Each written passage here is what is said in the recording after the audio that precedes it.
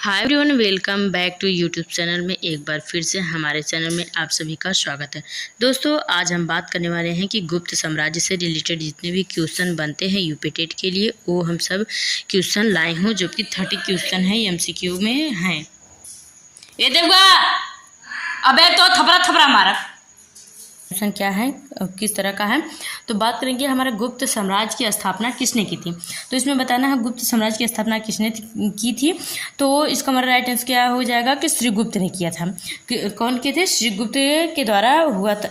Sorry Srigupta के द्वारा। किसके द्वारा हुआ था? श्रीगुप्त के द्वारा इनकी क्या हुई थी? गुप्त साम्राज्य की स्थापना हुई थी। और जबकि गुप्त साम्राज्य का उदय कब हुआ था, तो इनका उदय हुआ था हमारा कि तीसरी शताब्दी के अंत में हुआ था। तीसरी शताब्दी के अंत में हुआ था। और कहाँ पे हुआ था? ये हमारे हुए थे कौशाम्बी में। कहाँ पे हुए थे? कौशाम्बी में। कौशाम्बी में हुए थे, इनकी स्थापना हुई थी। ठीक। और श्रीगुप्त कब से कब तक इन पे क्या किए थे, मतलब वो किए थे कब से कब तक गद्दी पर रहे थे? 240 ईस्वी से कितने से? 240 ईस्वी से 280 ईस्वी तक। 200 ईस्वी तक इन्होंने क्या किए थे? वो किए थे, शासन किए थे श्रीगुप्त। अब चलिए अब स्टार्ट करते हैं। हमारा नेक्स्ट क्वेश्चन क्या है कि गुप्त वंश का सबसे प्रसिद्ध शासक कौन था? सबसे फेमस, इसमें पूछा है कि सबसे गुप्त साम्राज्य में सबसे फेमस कौन लोग थे। तो इनका हमारा राइट आंसर क्या हो जाएगा कि समुद्रगुप्त। समुद्रगुप्त क्या थे? फेमस थे। किसमें? गुप्त वंश के शासन में समुद्रगुप्त जो थे कि सबसे फेमस थे। और इन्होंने क्या किए थे? विष्णुगुप्त का क्या किए थे इन्होंने? क्या किए थे? विष्णुगुप्त का ये उपासक थे। क्या थे? उपासक थे। और ये जान लीजिए कि क्या हुआ था कि इसमें गुप्त वंश में मंदिर बनाने का कार्य शुरू हुआ था। सर्वप्रथम मंदिर बनाने का कार्य किस साम्राज्य में हुआ था? तो आपको बताना है कि गुप्त साम्राज्य में हुआ था। क्या हुआ था? और ये जो कि चंद्रगुप्त जो समुद्रगुप्त हैं, ये किसके उत्तराधिकारी बने हैं? तो आपको बताना होगा कि चंद्रगुप्त प्रथम। इसमें चंद्रगुप्त 2 हैं, चंद्रगुप्त प्रथम और चंद्रगुप्त द्वितीय। तो इसका और राइट आंसर क्या आ जाएगा कि समुद्रगुप्त। और समुद्र कब बैठे थे गद्दी पे, कब शासन किए थे? इन्होंने 320 ईस्वी में क्या किए थे? शासन किए थे। 320 ईस्वी में इन्होंने क्या किया? गद्दी पर बैठे थे। और इनका भी इनकी पत्नी का नाम लिच्छवी था। और समुद्रगुप्त ने महाराज धीराज की उपाधि धारण की थी। किसकी उपाधि धारण की थी? महाराज धीराज की। आगे आएगा क्वेश्चन में महाराज धीराज की क्या की थी? उपाधि धारण किए थे। और नेक्स्ट क्वेश्चन की हम बात करेंगे। हमारा नेक्स्ट क्वेश्चन क्या है कि समुद्रगुप्त को किस नाम से जाना जाता है? समुद्रगुप्त को किस नाम से जाना जाता है? और किस नाम से जाना जाता है? तो इसका राइट आंसर क्या हो जाएगा कि भारत का नेपोलियन के नाम से भी जाना जाता है। ये जबकि मोस्ट इंपॉर्टेंट है। ये क्या है? मोस्ट इंपॉर्टेंट क्वेश्चन है और ये पूछा गया क्वेश्चन है।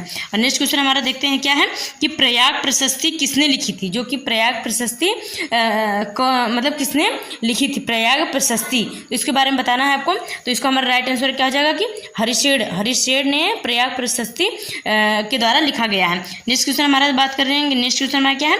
प्रयाग प्रशस्ति किस शासक से संबंधित है? जो कि प्रयाग प्रशस्ति किस शासक से संबंधित है? तो ये जो कि समुद्रगुप्त से संबंधित है। नेक्स्ट क्वेश्चन हमारा देखते हैं। नेक्स्ट क्वेश्चन में क्या है? समुद्रगुप्त प्रथम ने किससे विवाह किया? किससे विवाह किया? ये तो हम बताए हैं कि इनकी पत्नी का नाम क्या था? लिच्छवी था। लिच्छवी इनकी पत्नी का नाम क्या था? लिच्छवी था। और इसका राइट आंसर हमारा हो जाएगा बी। नेक्स्ट क्वेश्चन की हम बात करेंगे। हमारा नेक्स्ट क्वेश्चन क्या है?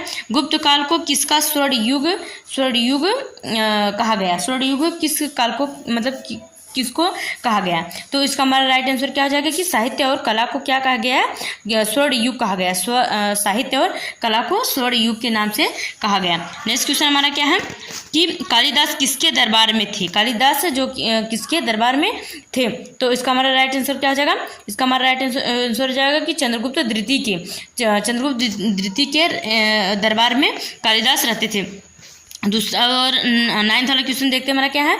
चंद्रगुप्त द्वितीय द्वितीय को किस नाम से, चंद्रगुप्त द्वितीय को किस नाम से जाना जाता है? तो इसका हमारा राइट आंसर हो जाएगा कि विक्रमादित्य के नाम से इन्हें विक्रमादित्य की उपाधि मिली थी, तो इन्हें विक्रमादित्य के नाम से जाने जाते हैं। नेक्स्ट क्वेश्चन हमारा क्या है कि नालंदा विश्वविद्यालय की स्थापना किसके समय हुई?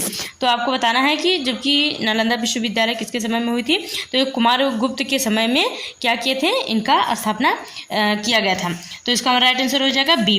नेक्स्ट क्वेश्चन की हम बात करेंगे, गुप्तकालीन प्रसिद्ध गणितज्ञ कौन थे? जो कि गणितज्ञ के बारे में पूछा गया है कि गणितज्ञ कौन थे, तो इसका हमारा राइट आंसर हो जाएगा कि आर्यभट्ट जो है कि गुप्तकालीन प्रसिद्ध के गणितज्ञ थे। नेक्स्ट क्वेश्चन हमारा देखते हैं कि आर्यभट्ट ने कौन सी पुस्तक लिखी? आर्यभट्ट ने कौन सी पुस्तक लिखी? तो आपको बताना है कि ये जबकि आर्यभट्टी पुस्तक लिखे थे। कौन सी पुस्तक लिखे थे? आर्यभट्टी पुस्तक लिखे थे। नेक्स्ट क्वेश्चन हमारा क्या है कि गुप्त काल में कौन सा धर्म प्रमुख था? गुप्त काल में कौन सा धर्म प्रयुक्त था? इसका हमारा राइट आंसर हो जाएगा कि हिंदू धर्म। क्या हो जाएगा कि हिंदू धर्म जो कि गुप्त काल में सबसे प्रमुख था। नेक्स्ट क्वेश्चन हम देखते हैं कि फाहान किस देश से आया था? फाहान जो है किस देश से आया था? तो इसका हमारा राइट आंसर हो जाएगा कि ये इन्होंने चीन से यात्रा की थी, फाहियान ने।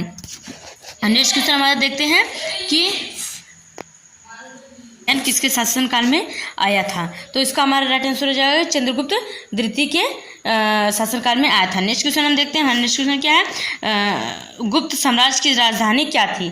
गुप्त साम्राज्य की राजधानी के बारे में पूछा गया है, राजधानी इसकी क्या थी? तो इसका हमारा राइट आंसर हो जाएगा कि पाटलिपुत्र, जो कि अब पटना में पड़ता है। पटना में नहीं पड़ता है, पाटलिपुत्र का ही नाम पटना पड़ गया। पाटलिपुत्र का ही नाम पटना पड़ गया। नेक्स्ट क्वेश्चन हम देखते हैं, हुड़ों के आक्रमण को किसने रोका? जो हुड़ों के आक्रमण कर रहे थे उसको किसके द्वारा रोका गया? तो इसका हमारा राइट आंसर हो जाएगा कि स्कंदगुप्त के द्वारा रोका गया था। इसका राइट आंसर हमारा क्या हो जाएगा? सी। नेक्स्ट क्वेश्चन की हम बात करते हैं 18 का कि गुप्त काल में कौन सी भाषा का विकास हुआ? इसमें भाषा पूछ जाएगा कि कौन सी भाषा का क्या हुआ था, विकास हुआ था। तो इसका हमारा राइट आंसर क्या हो जाएगा कि बी, संस्कृत भाषा का विकास हुआ।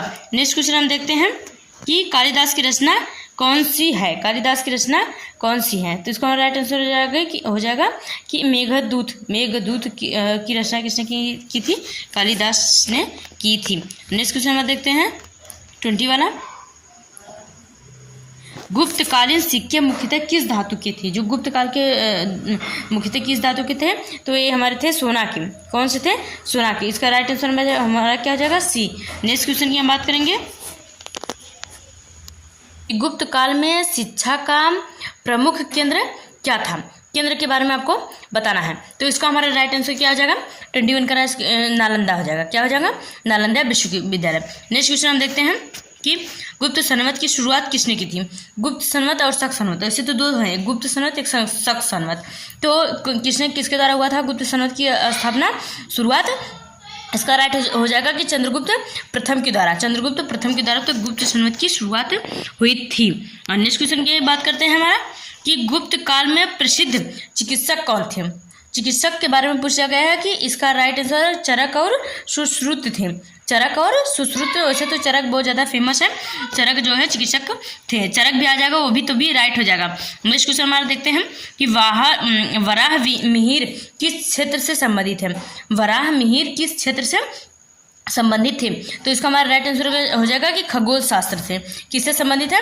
खगोल शास्त्र से संबंधित है। इसका राइट आंसर हो जाएगा बी। नेक्स्ट क्वेश्चन की बात करेंगे हम, गुप्तकालीन मंदिर स्थापत्य शैली कैसी थी? स्थापत्य शैली कैसी थी? इसकी राइट आंसर हमारा हो जाएगा कि नागर शैली थी। कैसी थी? नागर शैली थी। और नेक्स्ट क्वेश्चन हम देखते हैं कि अजंता की गुफाओं का विकास किस काल में हुआ? अजंता की गुफाओं का विकास किस काल में हुआ? तो इसका राइट आंसर हमारा हो जाएगा कि गुप्त काल में। क्या हुआ था? गुप्त काल में हुआ था। नेक्स्ट क्वेश्चन देखते हैं हमारा क्या है कि गुप्त साम्राज्य का पतन किस कारण हुआ था। गुप्त साम्राज्य का पतन किस कारण हुआ था। इसका राइट आंसर हो जाएगा कि मतलब विदेशी आक्रमण भी हुए थे, कमजोर भी उत्तराधिकारी पड़ गए थे, आर्थिक संकट के कारण नहीं, उपयुक्त सभी के कारण। क्या होगा इसका राइट आंसर, उपयुक्त सभी के कारण। नेक्स्ट क्वेश्चन की बात करेंगे हम, गुप्त काल में व्यापार किस माध्यम से होता था। गुप्त काल में व्यापार किस माध्यम से होता था। इसका हमारा राइट आंसर हो जाएगा कि सिक्कों द्वारा होता था। क्या होता था, सिक्कों द्वारा होता था। नेक्स्ट क्वेश्चन हमारा क्या है, गुप्तकालीन प्रसिद्ध कवि कौन थे। इसमें कवि पूछा गया है, तो इसका हमारा राइट आंसर हो जाएगा कालिदास। क्या हो जाएंगे, कालिदास होंगे। और नेक्स्ट क्वेश्चन हमारा क्या है, गुप्त साम्राज्य का अंतिम प्रमुख शासक कौन था। इसमें क्या पूछा गया, प्रमुख शासक कौन था। तो पहले तो हम जान लेते हैं कि इस गुप्त साम्राज्य में कितने लोग शासन किए हैं। तो पहले हमारे तो चंद्रगुप्त मौर्य चंद्रगुप्त किए थे। हाँ, पहले क्या किए थे, चंद्रगुप्त किए थे। फिर क्या हुआ, समुद्रगुप्त किए थे। फिर चंद्रगुप्त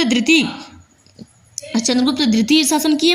फिर चंद्रगुप्त द्वितीय का उत्तराधिकारी कौन बना, कुमारगुप्त का उत्तराधिकारी स्कंदगुप्त का उत्तराधिकारी विष्णुगुप्त।